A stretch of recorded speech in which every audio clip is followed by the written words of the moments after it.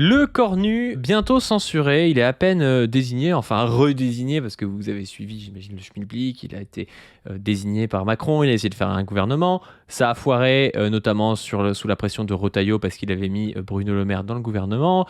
Il a mis sa démission, il a été rappelé par Macron pour faire un gouvernement, ça a foiré. Il a été redésigné pour refaire un gouvernement parce qu'il y aurait eu un accord avec le PS. Le PS dit qu'il n'y a pas eu d'accord. Et maintenant, il y a des gens qui disent on va le censurer direct. Et en fait, il y a beaucoup de groupes qui disent qu'ils vont le censurer direct. Et nous, on va essayer d'analyser pour voir si ça peut tenir ou pas, s'il y a vraiment une majorité pour le censurer. Parce qu'il y a aussi des groupes de petits filous qu'on dit à J0 on va le censurer. Et puis maintenant, ils disent oui, on sait pas trop et tout. C'est-à-dire qu'ils aiment bien montrer qu'ils peuvent censurer.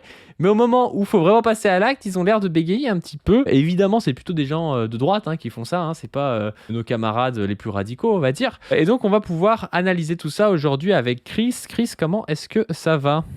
Bah ça va, tu me connais moi quand c'est les périodes comme ça d'élections, de changements, j'adore. Ouais, t'as raison, on va regarder un petit peu les groupes qui peuvent tenir une censure aujourd'hui quand on diffuse la vidéo. Et oui, on va regarder aussi les stratégies justement de chacun des chefs de groupe qu'il y a derrière. Parce que ce qui est intéressant, c'est qu'on va pouvoir voir qui est solide, qui ne bouge pas, et puis qui est fluctuant en fonction des stratégies qu'ils ont. Et en fait, ce qu'on va se rendre compte, c'est que c'est ce que nous on appelle la moïsation. Il y a vraiment les deux blocs gauche et droite, avec à l'intérieur une hétérogénéité, une droite et une gauche plus centrale, on va voir qui c'est, et une droite et une gauche plus radicale, voilà, on va voir qui c'est aussi, qui justement sont en concurrence entre les deux. Donc là, vraiment, le délitement total, c'est le centre, ils sont en train de prendre l'eau de toutes parts. On a vu aller voir les capsules où Édouard Philippe dit qu'il faut vraiment qu'il s'en aille, notre ennemi Macron. On est vraiment dans la moïsation. Appelons le point, appelons France Inter parce que ils nous croyaient pas. Et là vraiment on y est. Et donc on va voir comment, en fait, ce qui fait qu'aujourd'hui ça continue de tenir un fil, le gouvernement Le Cornu, c'est qu'il y a encore des petites stratégies sur le leadership sur ces deux blocs, la droite et gauche. Voilà. Ouais. Donc du coup, pour faire ça, on va utiliser l'outil de l'Assemblée nationale là, qui s'appelle Datan. En fait, c'est un simulateur de vote à l'Assemblée nationale. Et donc, on va voir quel groupe va ou non censurer Le Cornu pour voir si on peut avoir une majorité. La majorité étant à 289 sièges. C'est un peu différent que la motion de confiance qu'avait demandé Bayrou. Parce que pour la motion de confiance, il fallait qu'il y ait 289 personnes qui disent qu'ils avaient confiance. Donc qui votent vraiment. C'est-à-dire que si des gens ne viennent pas, ça n'empêche pas qu'il faut 289. Et donc du coup, c'était plus difficile de faire passer une motion de confiance pour Bayrou que de résister à une motion de censure. Parce que dans l'autre cas, il faut 289 personnes qui vont voter la motion de censure. Donc s'il y a des absents, ça compte comme si ils étaient plutôt pro-gouvernement dans ce cadre-là, quoi. Alors que s'il y avait des absents au vote de la motion de confiance de Bayrou, ça comptait comme si c'était un vote contre Bayrou, quoi. Donc voilà, surtout qu'on sait quand même qu'il y a des députés dont c'est le job de ne pas venir à l'Assemblée. Il y en a qui viennent quand même pas très souvent. Je me rappelle du taux devenu, je crois, de François Hollande, c'était un truc genre 15-20%, tu vois, enfin le gars n'y est strictement Ah jamais. oui, non. Après, c'est pour lui qui a été président, c'est un truc de 100 ans, l'Assemblée. Tu vois, Ouais, c'est ça. c'est vraiment des repas de cantine, tu vois, par rapport à ce qu'on devait lui servir à l'époque à l'Élysée. Donc, il va pas non plus se rabaisser à ça. C'est intéressant parce que pour rester dans ton petite définition, mais on pourrait rentrer là-dedans dans la Constitution, Bayrou était tombé sous l'article 49.1 de la Constitution, Barnier sous le 49.3. Et là, on va essayer de faire tomber un gouvernement sous le 49.2. Comme ça, on aura le trio complet de l'article 49 de la confiance au gouvernement. Voilà, ce sera parfait. Donc on va commencer un peu avec ceux dont on sait, ils ont annoncé qu'ils allaient censurer, peut-être même que c'est eux qui vont déposer une motion de censure, c'est la France Insoumise. La France Insoumise, NFP, la plus à gauche, on va dire, de l'Assemblée nationale, eux, ils sont droits dans leurs bottes, ça fait depuis 2 ans qu'ils disent qu'ils vont censurer, donc ils vont censurer. C'est le groupe le plus cohérent. C'est le groupe le plus cohérent. Après, on a GDR, qui est le groupe à la fois PCF et puis à la fois un peu outre-mer. Ils ont dit qu'ils allaient censurer. Eux aussi, ils vont censurer. C'est assez évident qu'ils vont le faire. Et on peut même rajouter les écolos qui ont dit qu'ils allaient censurer. Alors, j'ai moins confiance en les écolos que dans les autres. Il y en a peut-être des plus libéraux des écolos qui pourraient jouer un peu en mode la confiance en gouvernement. Mais en tout cas, les écolos ont annoncé qu'ils censureraient. Et là, va y avoir quand même un coup de projecteur parce que si motion de censure il y a, c'est possible que ça se joue à quelques voix près et donc si tu censures pas, après c'est possible qu'il y ait des gens, des petits malins qui viennent marquer sur ta permanence écologiste que t'as pas censuré, que t'es un macroniste, je sais pas quoi, donc pour te faire réélire, c'est pas non plus très facile dans le cadre d'une alliance de gauche, quoi. Alors, Donc, ça c'est intéressant parce que là, on commence à voir on parlait du bloc de gauche, on commence à voir l'hétérogénéité. Donc la FI, elle est cohérente, comme tu l'as dit, elle a son programme de rupture, elle dit non seulement je censure de base, et depuis la dissolution où Macron n'a pas appelé un ministre du NFP, il censure à chaque fois, etc. Bon, ça c'est là, on va pas y revenir. Pour nous, c'est la ligne qu'il faut tenir. Voilà. Ce qui est intéressant du PCF et enfin donc de GDR et des écolos, c'est que il faisait partie de ceux qui avaient été invités, tu sais, à l'Élysée. Macron avait pas invité invité. Roussel et Tondelier. Ouais. Voilà. Donc on voit l'hétérogénéité. Eux, ils ont une carte. En fait, ils veulent garder la radicalité de l'AFI. Donc vraiment garder la ligne. Si c'est pas un ministre de gauche, on censure, etc. Mais en même temps, ils donnent du temps à Macron en jouant son petit jeu de on est reçu à Matignon par le cornu, on fait nos propositions, on dit qu'on vient avec un ministre, puis on vient avec l'Élysée. Donc en fait, c'est vraiment eux les dindons de la farce aux noisettes, je pense. Remplacer les marrons par des noisettes. Et nous, on s'est un peu moqué de Tondelier parce que c'est vraiment la reine des noisettes qui, vendredi soir, là, le 10, nous dit incroyable. Incroyable, il a renommé le cornu. Ah oui, ce tweet-là, là, oui. Non mais oui, non mais c'est, non, mais c'est faux. Je veux dire, elle se fout de notre gueule. Je veux dire, elle sait très bien que ça allait se passer comme ça. À chaque fois, elle y va en disant oui, je crois que Macron est prêt à mettre un ministre de gauche et tout. Et puis après, elle sort, elle dit en fait, Macron ne veut pas mettre un ministre de gauche. Non mais Macron ne veut pas faire une politique de gauche. Le jour où il mettra un ministre de gauche, ce sera pour faire une politique de droite, ce sera un Cazeneuve ou un truc comme ça. Mais jamais de la vie, il va mettre un homme politique de gauche pour appliquer le programme du NFP. Macron, il est pas con. Enfin. On l'a dit, Macron est coincé. Il est dans sa position où il veut garder et son bilan, c'est-à-dire avoir fait ses réformes néolibérales sur les retraites, etc., et son poste. S'il garde son poste, il devra détricoter son bilan. S'il garde son bilan, il devra partir. Il ne peut pas avoir les deux. Tant qu'il sera dans cette impasse-là, jamais il choisira un ministre de gauche, car même s'ils vont trahir à un moment donné, ils vont quand même revenir sur la réforme des retraites. Enfin, on n'imagine pas. Et d'ailleurs, on va le voir, c'est tout, on va dire, le nœud de cette comédie là qu'on voit en ce moment, la réforme des retraites, la réforme des retraites. Donc eux, ils jouent sur, voilà, on joue le jeu républicain par rapport à la FI qui est extrême, mais par contre, eux, ils vont censurer. Voilà, donc ça, c'est petite hétérogénéité dans le bloc de gauche. Ouais. Maintenant, on peut passer peut-être au bloc de droite. Ceux qui ont dit directement qu'ils allaient censurer, ça a été le Rassemblement national. Pourquoi le Rassemblement national est mis ici d'ailleurs?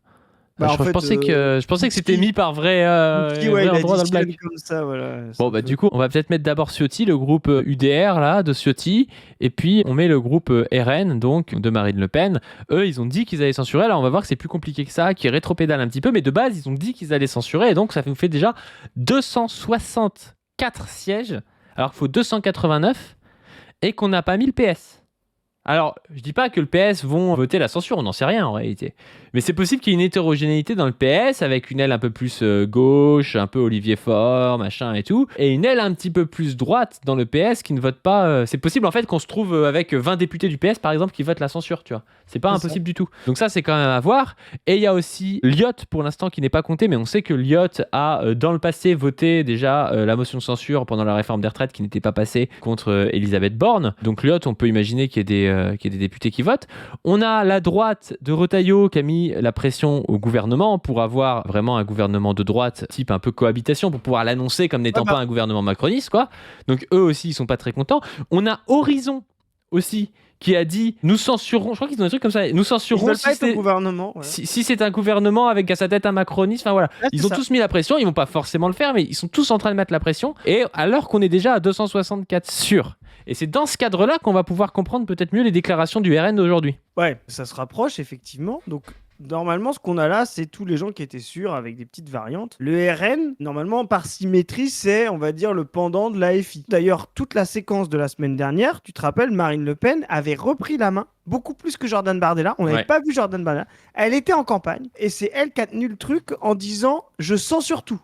C'était son leitmotiv sur les 3 derniers jours. Elle a même repris la logique de dissolution. Au départ, elle était que sur la dissolution, parce qu'elle sait très bien qu'une démission tout de suite, j'en reparlerai après, lui pose problème pour sa réélection, mais elle commence mais à elle dire... peut pas se présenter pour l'instant. Ouais. Voilà, c'est ça. L'antimacronisme dans le pays et surtout dans son électorat est tellement important qu'elle est revenue sur la dissolution ou démission. Mais elle a dit « je censure tous les gouvernements ». Et comme Ciotti fait exactement ce qu'elle fait, voilà, on s'attendait à ce que, là, ce que tu viens de mettre dans la majorité, ces fameux 264, ce soit le bloc sûr de la censure.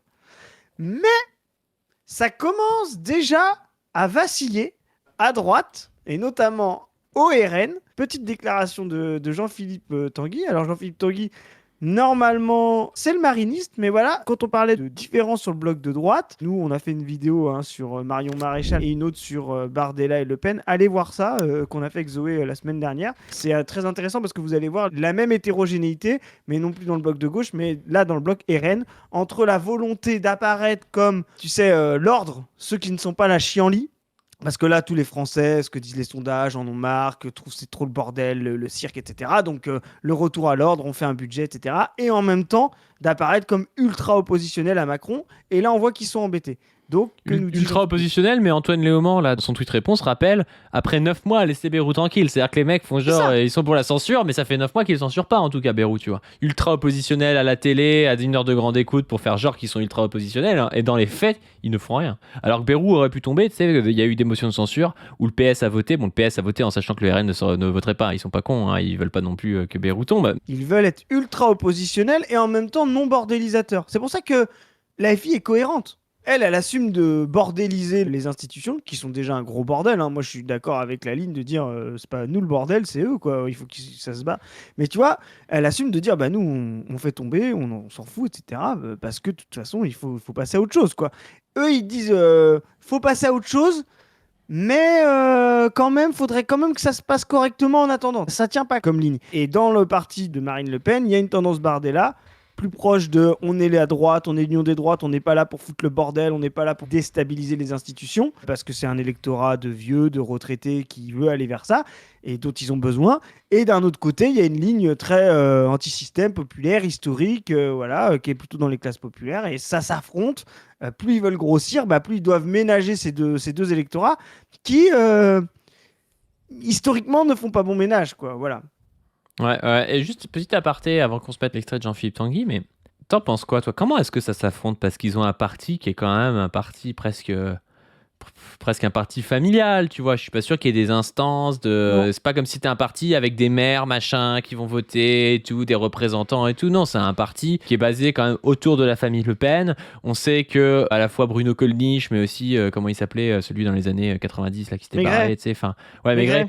Chaque personne qui a voulu un petit peu apporter une autre ligne, et notamment Maigret, lui, il a porté une ligne un peu comme Bardella, c'est-à-dire une ligne un peu plus autoritaire, libérale. Enfin, tu me diras, Le Pen était libéral aussi à l'époque, tu vois. Mais tous ceux qui ont essayé d'avoir une ligne différente de celle de la famille Le Pen, que ce soit la mère Le Pen ou le grand-père Le Pen, là, ils sont un peu cassés des dents, tu vois. Alors le problème, c'est que Bardella, il fait un peu partie de la famille au final, parce que c'est le conjoint, si j'ai bien compris, de la nièce Le Pen.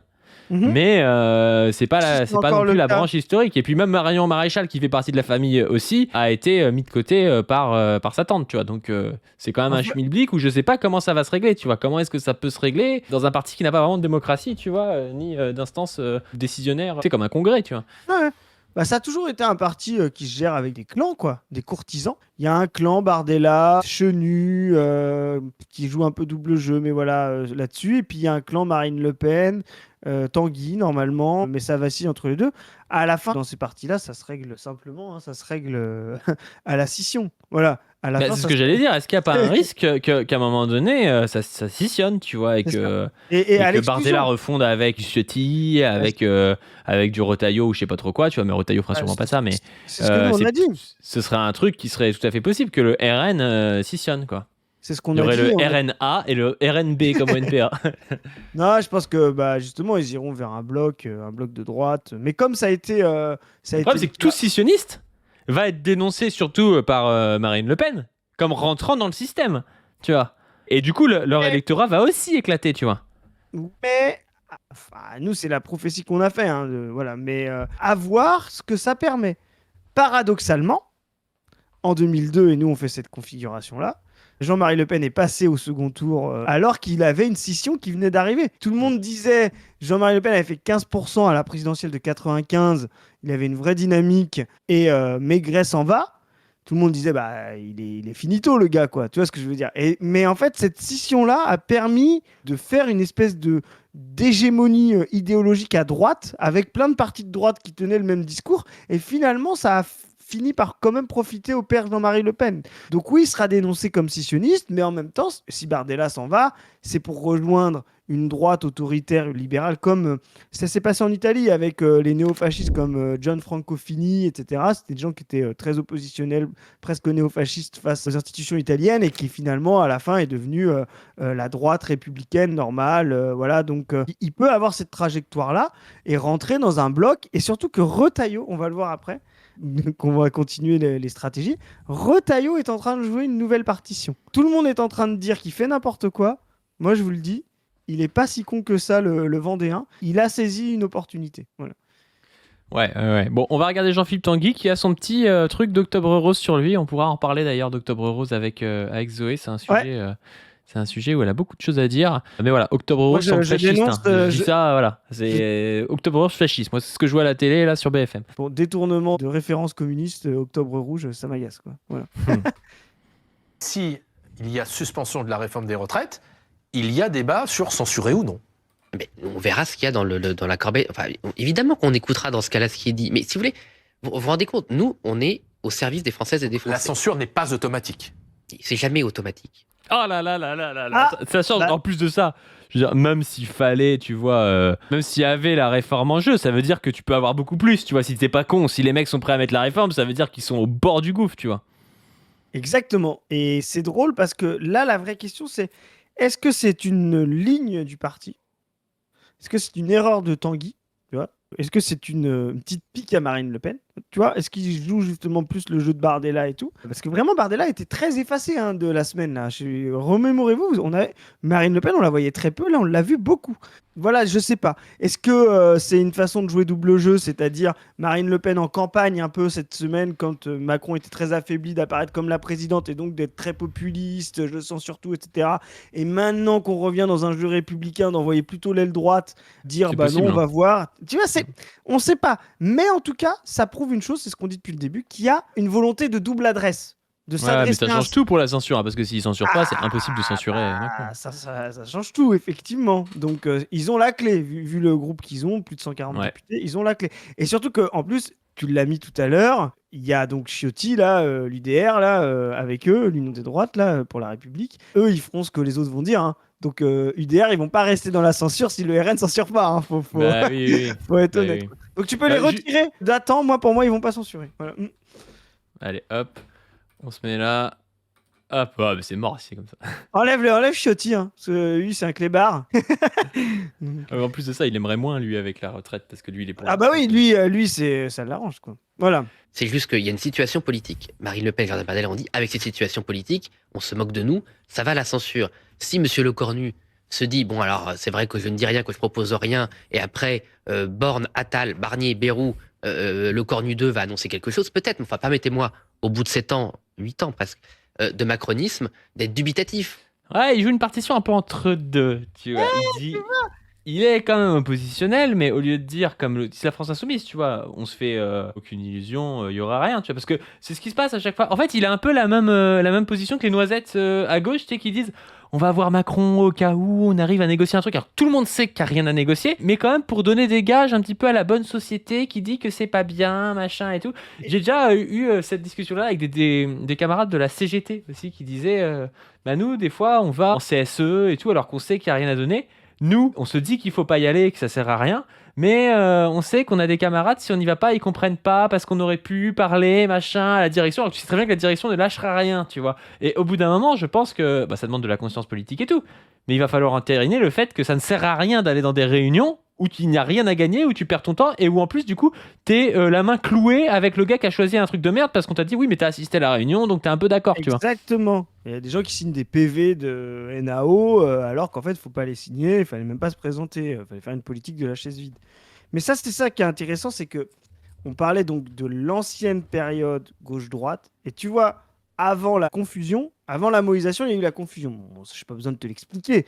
Nous sommes nous-mêmes l'inventeur de ce concept et de cette analyse. Mais pour ceux qui regardent, il y avait l'hégémonie, on va dire jusqu'à 2017, de la droite de gouvernement qui était massive et la gauche de gouvernement, donc c'était l'UMP pour la droite et la gauche de gouvernement, le PS. Les deux étaient massives et avaient sur les côtés, on va dire, une radicalité de gauche plus frontale et une radicalité avec l'extrême droite plus frontale.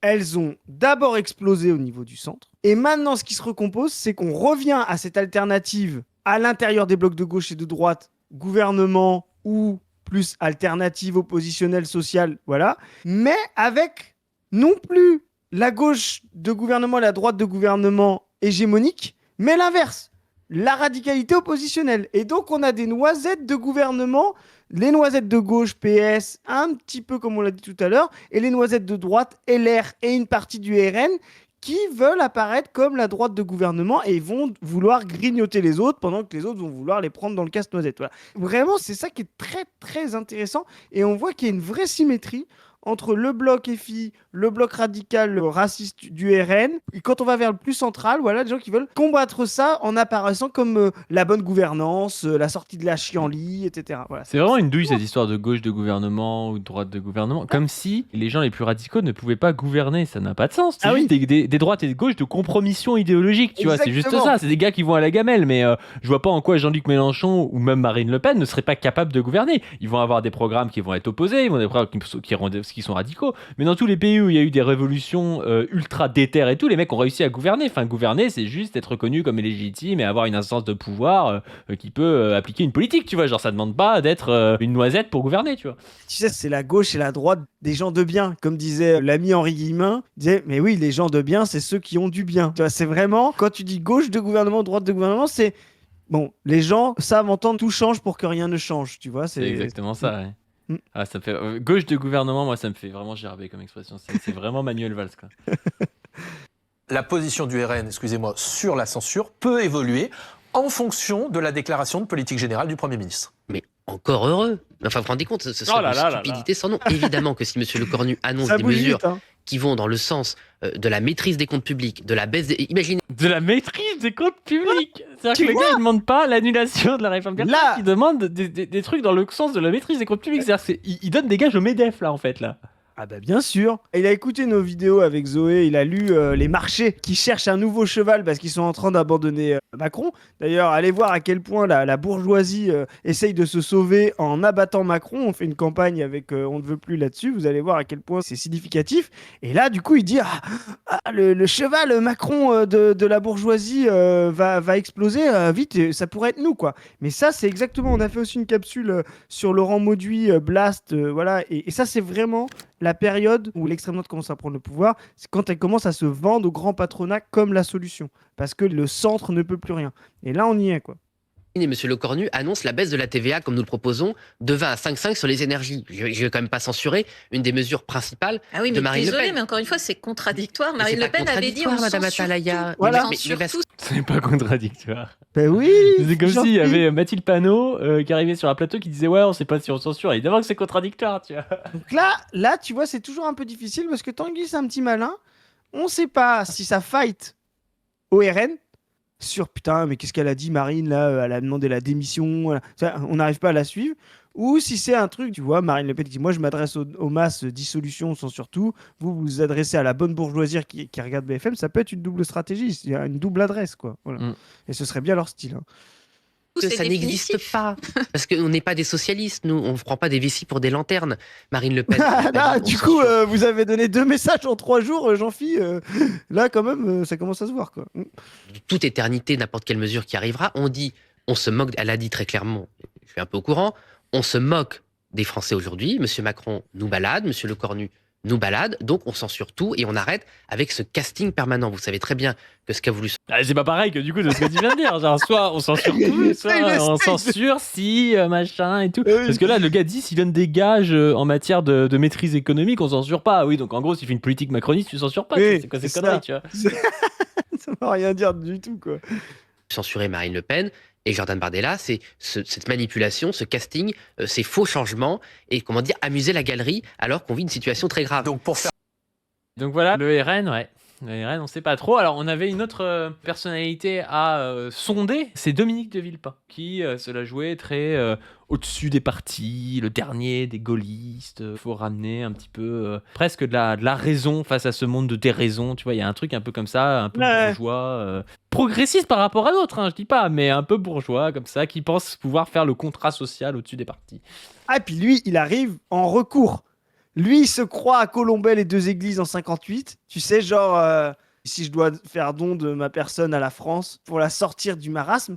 Là, Villepin, il fait vraiment une De Gaulle 58. La République est en fin de course. Appelez-moi, j'étais avec Yvonne au coin du feu en train d'écrire mes mémoires. Mais s'il y a moyen, je veux bien venir aider. C'est vraiment le truc, la première fois comme une tragédie, la deuxième fois comme une farce. Là, c'est vraiment la farce gaulliste et tout de Villepin Mais qui arrive. Et il a raison, hein. Il voit que la République est en bout de course. On est vraiment, je te dis, on est au bout du bout, là, comme sous René Coty. Ben voilà, il fait don de sa personne à la France. Et donc, du coup, de Villepin, il nous raconte ceci.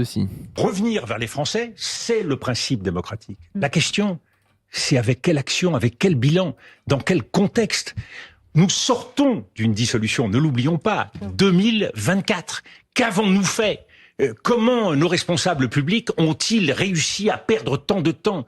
Et c'est donc une nécessité sur le plan démocratique de montrer aux Français que la classe politique, que les responsables publics ont travaillé pour eux. Alors, moi, ce qui me fume, c'est que ce gars, il parle comme Étienne Chouard.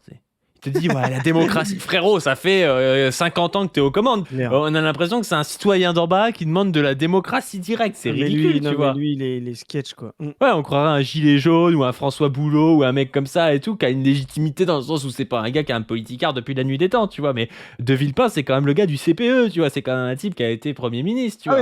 C'est quand même son parti qui a accouché Nicolas Sarkozy, même si lui, il était contre Nicolas Sarkozy, tu vois. Enfin, il a aucune leçon à donner aux gens en termes de démocratie directe, tu vois. Enfin, n'importe quoi. Clairement. Adoptons un budget. Je pense que la dissolution, dans une semaine, dans 3 mois, sera nécessaire. Mais au moins qu'on ait défendu l'intérêt général, qu'on ait défendu l'intérêt des Françaises et des Français avant de se présenter devant les urnes. Ce n'est pas pareil de faire une politique de gribouille, de tout faire à l'envers, d'avoir un gouvernement qui irait à contresens de la... Mais le budget, c'est justement quelque chose qu'ils n'arrivent pas à faire passer. Macron aussi, il dirait votons un budget dès maintenant. Le problème, c'est que les gens sont pas d'accord sur quel budget voter. Ça veut rien dire voter un budget entre un budget que nous on ferait et un budget que eux ils font, c'est pas le même budget, tu vois. Et c'est là toute l'impasse du truc. C'est de dire, en fait, vous voulez quoi ? Ça sert à quoi ? C'est d'avoir un faux budget, mouton à 5 pattes, pour pouvoir avoir une présidentielle. Pourquoi pas y aller maintenant ? C'est la ligne de l'AFI, voilà. Pourquoi pas y aller maintenant ? Allons-y maintenant. Et on va voir qui c'est qui ne veut pas. En fait, je vais te dire maintenant, mais pourquoi les Villepin, les Noisettes, comment ils s'appellent, les Édouard Philippe, etc., ne veulent pas appeler à une démission tout de suite maintenant ? Parce qu'en fait, dans la règle de la Constitution, s'il démissionne tout de suite, Macron, s'il démissionne ce soir, là, il y a maximum 35 jours pour organiser l'élection. Donc il y aura très peu de débats, très peu de campagne. Et qui est dans la merde ? Qui n'est pas crédible aujourd'hui et qui a besoin d'une campagne avec les médias pour imprimer un message dans les masses et reprendre des points ? Mais c'est le bloc central, c'est ceux qu'on trahit. C'est Édouard Philippe, c'est LR, c'est les Noisettes, etc. Le RN en face et la FI ont un message clair, une opposition frontale entre un pacte raciste et un pacte égalitaire, mais ils existent, tu vois, en termes de propositions. Donc s'il y a 3 semaines, 1 mois pour faire une campagne à partir de ce soir, eux, ils peuvent capter leur masse. Les autres, ils ont besoin de 3-4 mois de campagne pour pouvoir prendre de l'essor, tu vois. Et donc, c'est pour ça qu'ils ne veulent pas appeler maintenant. Donc, ils préfèrent un budget de merde 1 année de plus pour pouvoir que ça se déroule correctement et utiliser la machine médiatique pour pouvoir reprendre des points sur les consciences des masses. Volonté des Français et au contraire de faire tout ce que l'on peut. Et aujourd'hui, c'est quoi faire tout ce que l'on peut ? C'est respecter les institutions, c'est avoir un véritable pacte de gouvernement qui permettrait de faire passer un budget. Et moi, je capte même pas, c'est quand il parle toujours des Français. Bon, encore une fois, ça c'est un peu son RP gaulliste, mais ça veut tout et rien dire. Tu vois, des Français, Bernard Arnault est français comme nous, tu vois. Enfin, c'est vraiment une douille un peu que tu entends constamment chez Dupont-Aignan, chez De Villepin, chez François Asselineau, tu vois, chez tous les néo-gaullistes comme ça, de dire les Français veulent ci, les Français veulent ça. En réalité, ça cache toujours des conflictualités profondes et des conflictualités de classe notamment, mais même pas que, des conflictualités raciales, sexistes ou tout ce que tu veux, tu vois. Ouais, exactement. C'est aussi, je le pense profondément aujourd'hui, la redistribution, la recomposition des forces politiques, que toutes les forces républicaines, sociales, écologiques, humanistes se rassemblent. Nous le voyons sur l'échiquier politique. À part la France insoumise et Marine Le Pen, tout le reste flotte. Ouais, il a Voilà. pas tort, mais putain, Voilà. le gars, il demande Et là, pas. il le sait. Il là, fait il la le même chose que Macron. Il dit il faut que toutes les forces sociales, écologiques, républicaines, humanistes se rejoignent. C'est ce que Macron a fait il y a 3 jours, en fait. C'est ça. C'est réunir C'est tout le exactement monde, ça. des gens qui C'est sont, pareil. Mais qui derrière sont lui, d'accord sur le fait que c'est très mal la France insoumise et c'est très mal le RN. En fait, c'est la seule chose sur laquelle ils sont d'accord parce qu'ils sont pas d'accord sur le reste, tu vois. et tu vois, il arrive sur l'alerte noisette à la fin. Attention, il y a que les extrêmes, ce que je viens de dire. Hein. Si on les laisse aller à la présidentielle maintenant, ils vont se retrouver face à C'est face. au second l'anti-Moïse, tour. Villepin. Exactement, c'est vraiment typiquement ça. Lui, ça va être la noisette des noisettes, hein, il va faire 3-4%. Hein. On va passer à Le Cornu, qui se dit persuadé que si son futur gouvernement est censuré, le président de la République dissoudra l'Assemblée. Bah ça c'est Bah, ça, c'est la classique, ça, c'est ce c'est la qu'il dit carotte là. un peu. Enfin c'est la, pas Voilà. la carotte, mais C'est le bâton. c'est le bâton, ouais. C'est voilà. de dire on va vous censurer. Et puis on sait très bien que les gens, par exemple, qui sont au PS, ils ont peur de pas être réélus. Ils ont tort, hein. Je pense que si c'est À la censuré, fin, ils vont être là, réélus. si tu veux, là, ils commencent à comprendre que, de toute façon, il y aura rien. Maintenant, leur truc, c'est de dire s'il n'y a pas la suspension de la réforme des retraites, on censure. Tu vois. Si, tu vois. Ils aiment bien mettre des si. Mais en fait, Macron tient avec les si, tu vois. Justement, les noisettes dont on parlait tout à l'heure, là, qui n'ont pas de face, là, si, voilà, il y a la réforme des retraites, alors on censure pas. Sauf que de l'autre côté, l'équilibre est intenable parce que Retailleau dit si il y a la réforme des retraites suspendue, nous, on censure. Ah non, ils sont baisés de fou. Hein. Tu vois, donc en fait, Ils sont vraiment baisés de fou. Hein. c'est ça qui est fou. C'est qu'en fait, et c'est là où les gens comprenaient bien, remonte toutes les partitions, si tu veux, remonte voilà. Mets-les tous, coche-les tous. Donc en fait, ce qu'on voit dans la config là de tous les groupes, c'est que vous prenez le bleu ciel et le rose là, donc le PS et LR qui étaient avant hégémoniques, et longtemps, ils ont perdu sur leurs extrêmes avant Macron, et il y a le centre qui s'est constitué pour pouvoir survivre. Là, ce qui se passe aujourd'hui, et c'est ce que ne comprend pas Macron et ce que ne comprennent pas les gens du centre, c'est que pour eux, alors il y a une partie à gratter un petit peu au centre, mais ils ne peuvent plus se contenter de gratter au centre. Il faut qu'ils reprennent de l'espace sur leurs ailes gauche pour le PS et sur son aile gauche pour les Républicains. Donc, ça veut dire que ils ne veulent plus faire un pas vers le centre. Et donc, ça veut dire pour LR ne pas vouloir faire un pas vers le PS en disant bah ok, suspension de la réforme des retraites. Et le PS ne veut pas faire un pas vers le centre en disant ok, on laisse la réforme des retraites telle qu'elle est et on change quelque chose, etc. C'est ça profondément en fait la situation dans laquelle on est et qui fait que Macron est mort. Mort et enterré. Il ne peut même plus faire bouger le PS vers le centre et LR vers le centre. Ils sont en train de tenir leur position et essayer de gagner à gauche pour le PS et à droite pour LR. Donc, tout ça ne tient plus. Ils ne peuvent plus. Et donc, on voit Retailleau, pour finir parachever le truc, Retailleau qui dit, on va conclure là-dessus, personne ne rentre au gouvernement de Macron, c'est interdit. Et donc là, on va voir ce que va faire LR. Est-ce qu'ils vont scissionner? Est-ce qu'il y a un Wauquiez qui va rentrer en gouvernement pour se battre en disant bah moi je veux reconquérir le centre, mais personne va vouloir venir avec lui. Édouard Philippe à la main, je vois pas pourquoi il irait se ranger derrière Wauquiez. Donc est-ce qu'ils vont vouloir faire ça? Moi, je pense que Retailleau est malin. Il joue une bonne carte parce qu'il sait que son avenir, c'est de gagner des voix sur le RN. Et retourner avec Macron après ce marasme absolu, c'est s'enterrer définitivement. Donc, il joue une carte maligne. Et donc, tous les gens qui vous disent Retailleau est pas malin, ben, je pense qu'il est malin. Il a une stratégie. On verra si ça marche ou pas. Nous, on dirait que ça suffira pas pour la prochaine échéance, mais à terme peut-être. Il a une stratégie Sarkozy 2007 et il sait que c'est en fracturant et en utilisant ce qu'on a parlé tout à l'heure, les hétérogénéités de l'extrême droite, qu'il va pouvoir gagner.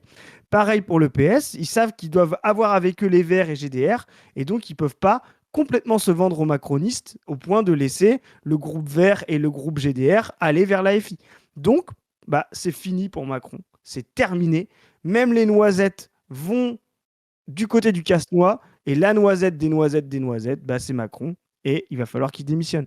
Sur ce, on va vous laisser sur ces belles paroles qui bouclent un peu l'année. Hein, pour l'instant, on avait commencé l'année en disant que Macron ne tiendra pas, on finit l'année on n'a pas encore fini l'année, mais on est en train de dire qu'il va pas tenir. Je vous laisse aller voir sur la chaîne, sur ma chaîne personnelle, la vidéo qui est sortie dimanche sur la bourgeoisie, comment la bourgeoisie détruit l'université, la science, son rapport à la science. C'est une vidéo assez fournie où on va parler un peu d'analyse de Lucien Goldman, et donc d'analyse un peu marxiste sur la science. Je vous laisse aussi donner sur le Tipeee pour nous aider, aller voir Position Revue, où il y a un article justement qui est sorti de Lucien Goldman, introduit par Chris, sur le même sujet justement, pour un peu sortir un peu de nos actualités avec le cornu et tout, et faire un petit peu plus de théorie et d'analyse de production scientifique et marxiste, on va dire. Production de discours en plus, hein, donc c'est intéressant. Ouais, c'est par rapport à important, ce que c'est vous important, avez- c'est important, et ça permet des fois d'avoir une vision plus générale des choses. Et puis je vous laisse aussi aller voir sur Position Revue le dernier numéro sur la pénurie. Vous abonnez à nos réseaux, vous trouverez en description. Et sur ce, on vous dit à plus. Salut. C'est la